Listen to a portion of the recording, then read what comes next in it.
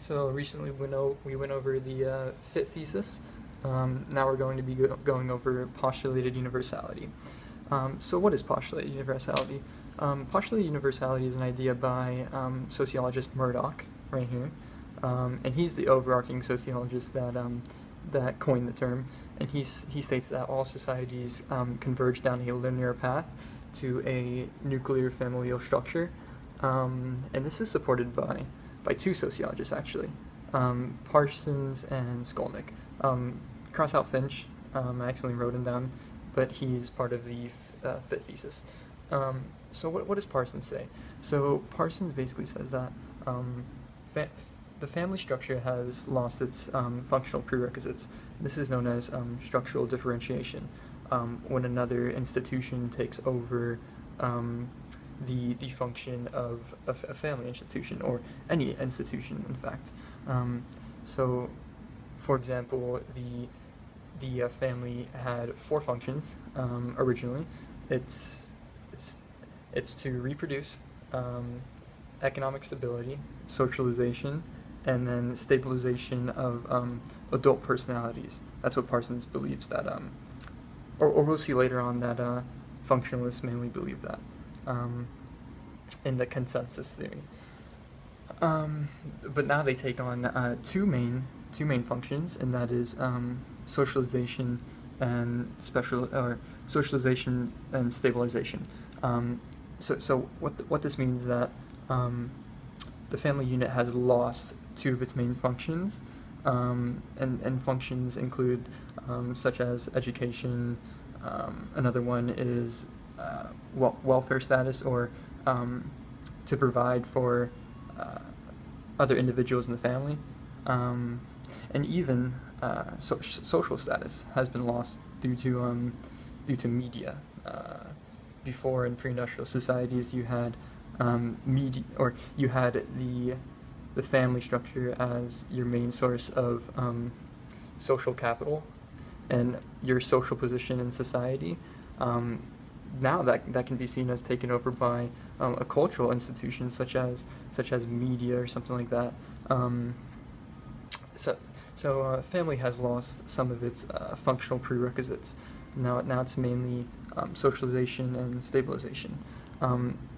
What Skolnick suggests is there's a convergence of across all societies based on two functions that I just mentioned.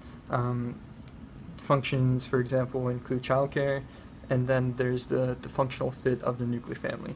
And what that's saying is, that I didn't mention before, is that the nuclear family is flexible enough to integrate into the newly industrialized society.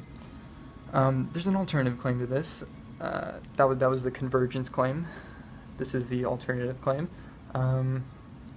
And what this states is that it supports the convergence claim, in a sense that what the convergence is saying is that over pre-industrial societies, over time, when they industrialize, you have a switch in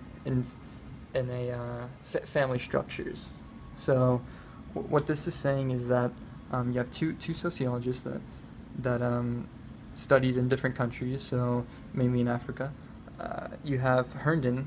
This is Ashanti of West Africa, and this is a matrifocal family system. So what they believe is that there's these the mothers hold control of the child, and then the father is only there for material support. So it's a matrifocal family system, focusing mainly on the women as the center point for the family. In contrast, you have Keesing, Myanmar. This studies the Myanmar from the lacquer of Burma. I believe this is also in Africa, and this is in contrast to Herndon, a patrifocal and patrilineal family system, in which in these family structures you have a focus on the man mainly, the women being a case for childbearing, or the only point for the woman is childbearing, and that's what this society believes. So alternatives, these are some alternative claims, and while these examples listed below may seem to challenge the idea of the universal nuclear family, it actually supports it, because what postulated universality claims is that pre-industrial society, you had, or it actually supports the convergence claim.